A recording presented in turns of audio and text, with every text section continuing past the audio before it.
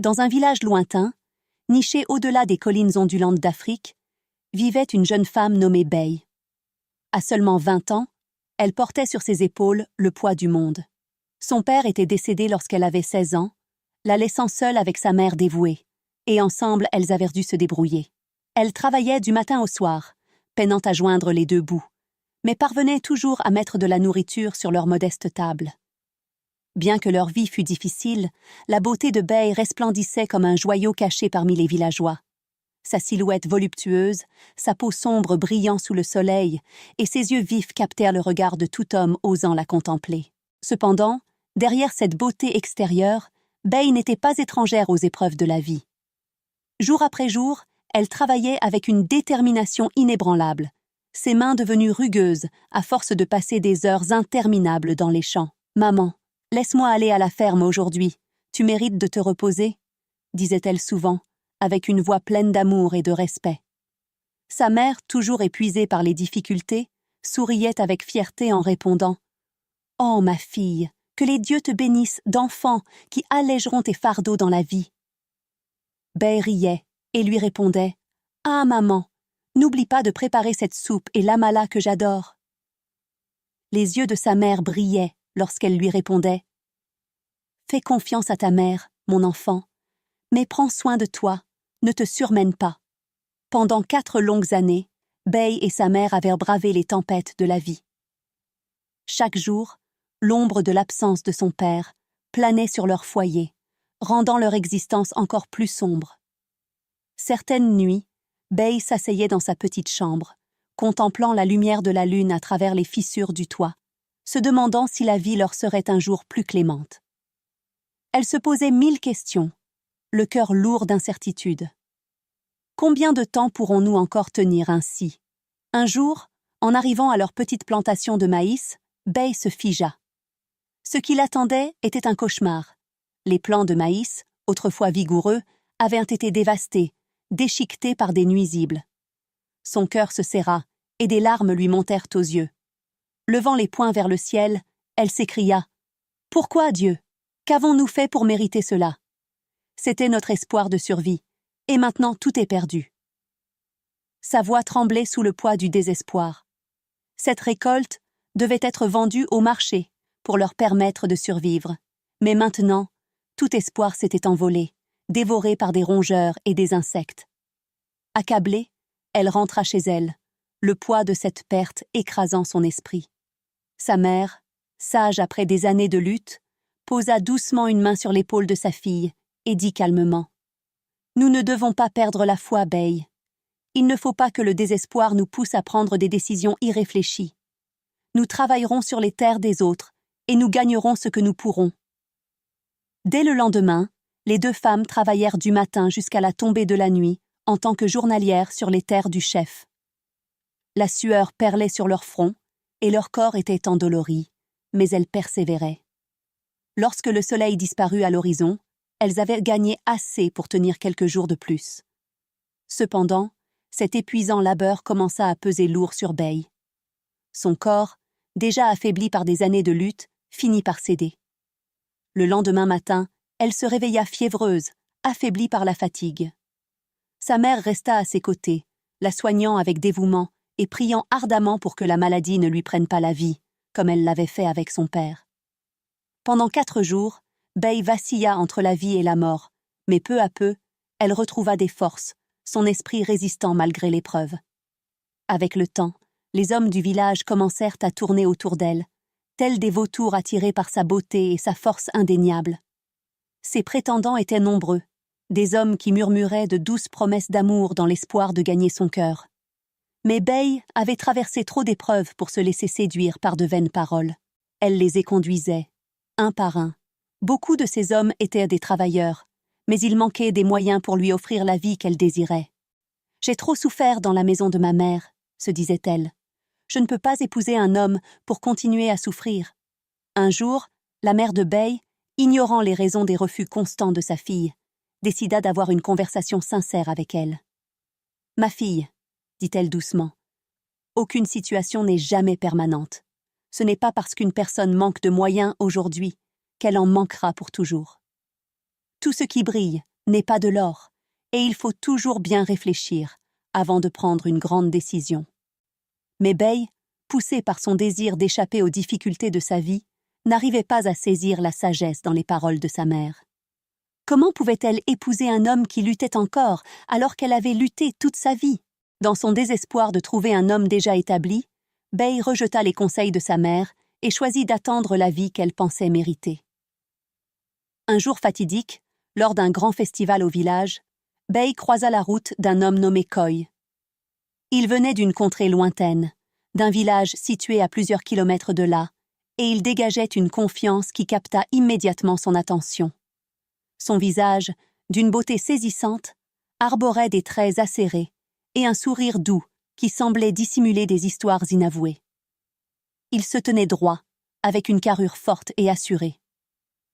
Coy semblait incarner tout ce dont Bey avait toujours rêvé chez un homme. La richesse semblait l'envelopper, non pas par des vêtements somptueux ou des bijoux voyants, mais par la manière apaisante dont il s'exprimait et la sérénité qui émanait de son regard. Un ami commun les présenta, et plus Bey apprenait à le connaître, plus son cœur s'emballait. « C'est lui », se dit-elle. L'ami lui confia que, dans le village de Coy, il était difficile de trouver une épouse, et qu'il était venu ici dans ce but. En entendant cela, Bey sentit son espoir renaître. Elle était désespérée de fuir la dureté de sa vie actuelle, et cet homme, avec son avenir prometteur, semblait être son billet pour une vie meilleure. Leur conversation devint rapidement sérieuse, et Coy, avec sa voix grave et son attitude bienveillante, proposa une relation. Mais Bey, prudente et déterminée à assurer son avenir, suggéra qu'ils trouvent un endroit plus tranquille pour discuter. Elle l'emmena à l'ombre d'un grand manguier, où le monde sembla s'effacer autour d'eux.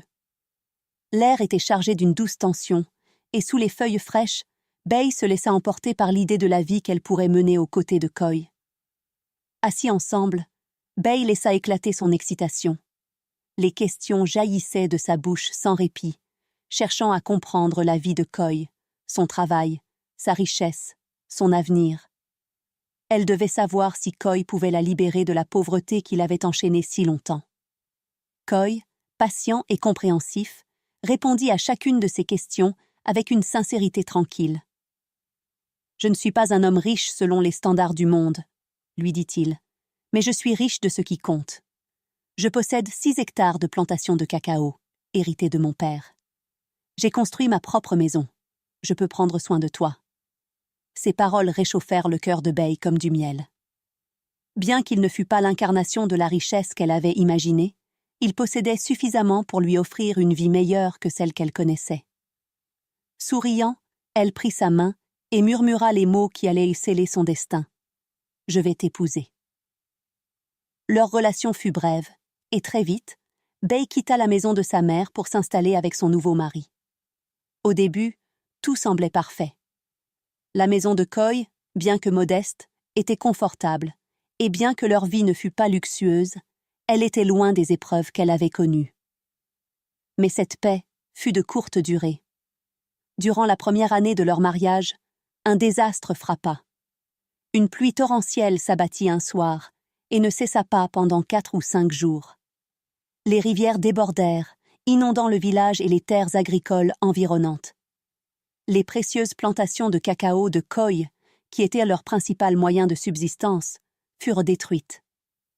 Les eaux emportèrent tout sur leur passage, ne laissant derrière elles que de la boue et des ruines. Après cette catastrophe, Coy fut dévasté. Son visage, autrefois empreint de confiance et de calme, s'affaissait sous le poids du désespoir. Il n'arrêtait pas de se blâmer.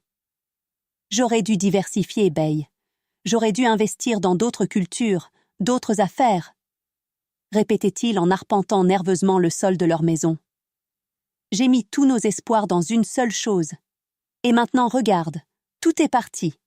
Tout ce que j'ai construit, disparu. » Bey, qui autrefois voyait en Coy son sauveur de la pauvreté, sentait le désespoir revenir doucement dans sa vie. Elle tentait de le réconforter avec des mots doux et des paroles apaisantes, mais au fond d'elle, une pensée troublante commençait à germer. « Est-ce là mon destin ? De devoir lutter éternellement, peu importe qui j'épouse? Coy, bien que secoué, finit par prendre la décision de tout recommencer. Il avait économisé un peu d'argent, suffisamment pour repartir, mais à une échelle bien plus modeste. Ensemble, lui et Bay se mirent à travailler sur de nouvelles parcelles de terre, essayant de reconstruire ce qu'ils avaient perdu.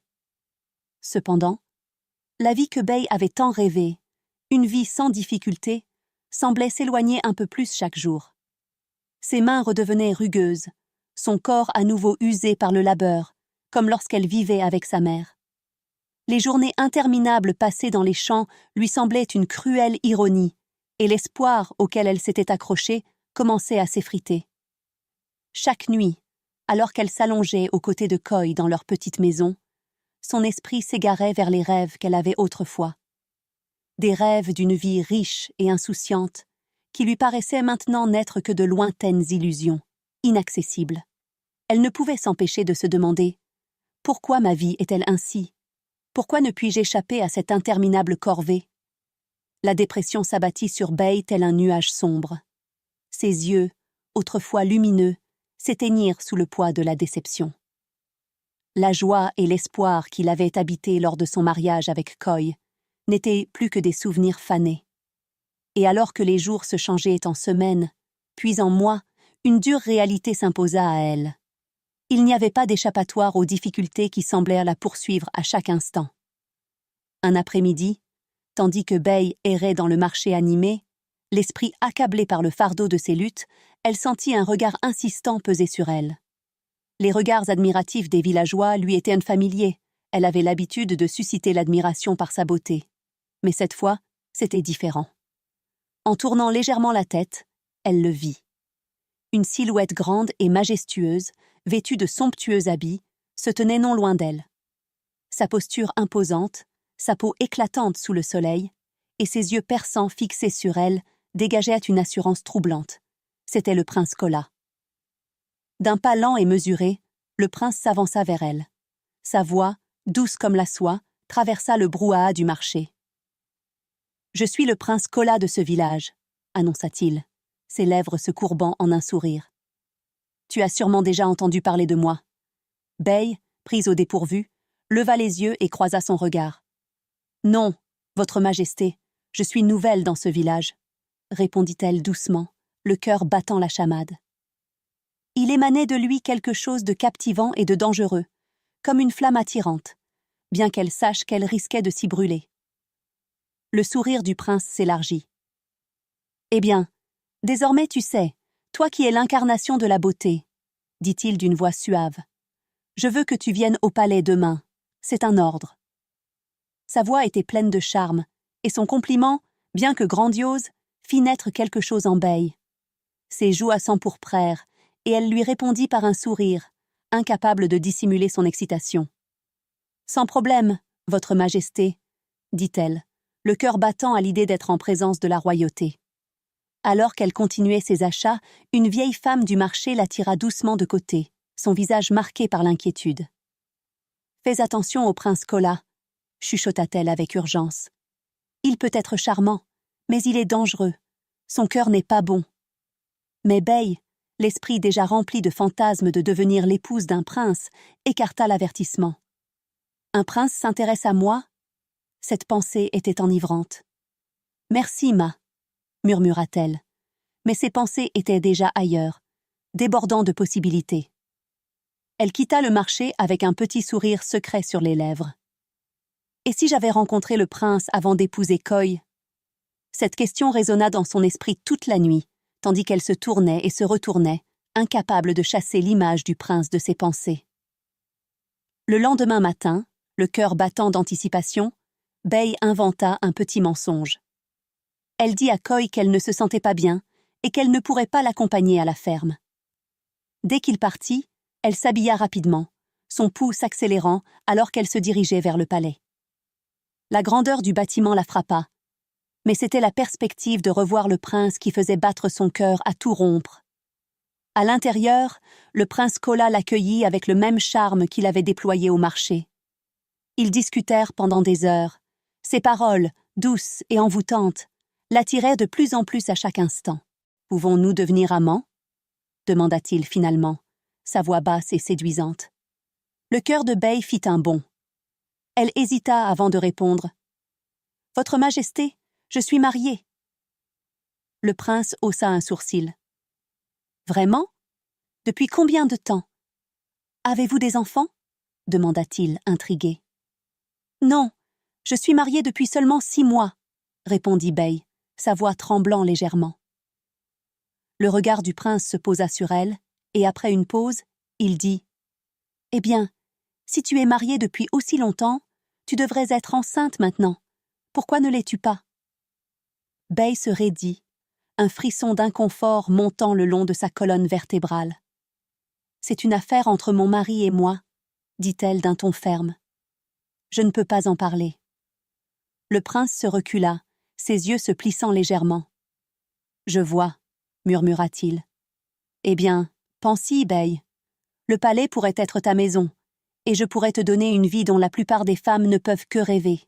Tu es belle, tu mérites mieux que les luttes d'une vie ordinaire. » Ce jour-là, Bey quitta le palais l'esprit embrouillé par des pensées contradictoires.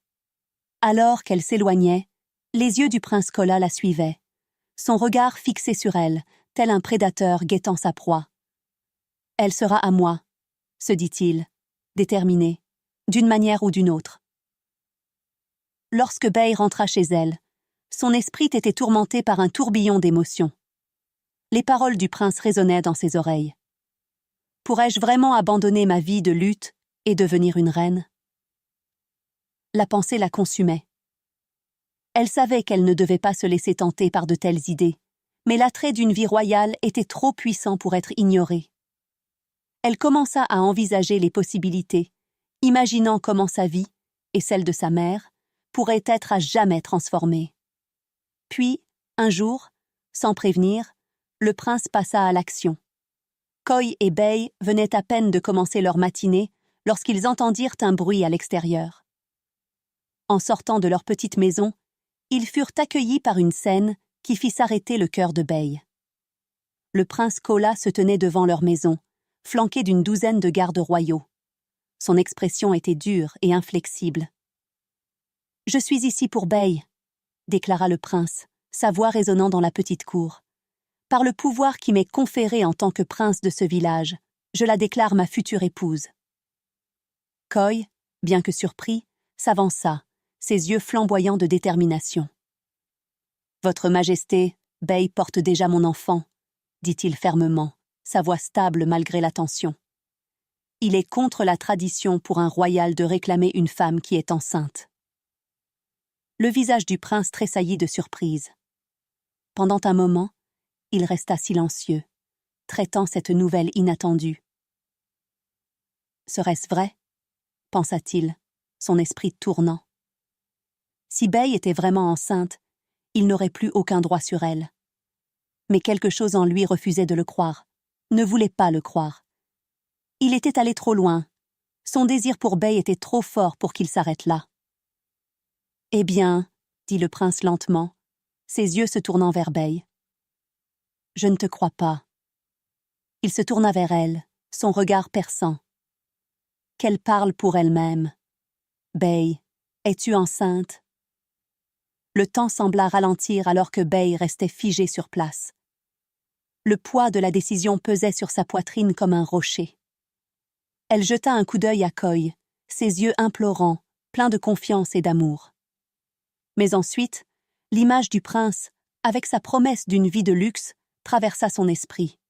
« Non, » dit-elle finalement, sa voix à peine audible. « Je ne suis pas enceinte. » Le visage de Koy s'effondra, ses yeux s'agrandirent de choc et de désespoir.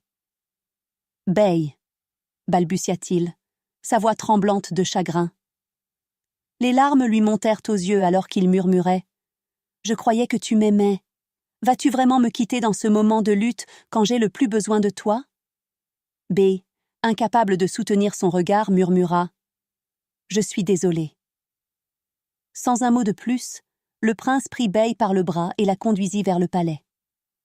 Koy, brisée et trahie, restait là, son cœur se brisant à chaque pas qu'elle faisait en s'éloignant de lui. Seul dans sa maison, il s'effondra sur le sol en sanglotant. Mais nous étions ensemble. Comment a-t-elle pu me nier mon enfant? Elle a choisi la richesse plutôt que l'amour, plutôt que notre vie. La douleur dans sa poitrine était insupportable. Oh mon Dieu, c'en est fini de moi. Pendant 4 jours, Coy resta plongé dans cet abîme de tristesse. Mais finalement, il se releva, déterminé à reconstruire sa vie sans Bay. Maintenant que Bay avait enfin trouvé l'homme riche dont elle avait toujours rêvé, sa vie sera-t-elle aussi parfaite que désirée? Découvrons ensemble cela dans le 2e épisode, mais avant, chers téléspectateurs, n'hésitez pas à vous abonner, à commenter et à liker. Dites-nous depuis quel pays vous nous regardez.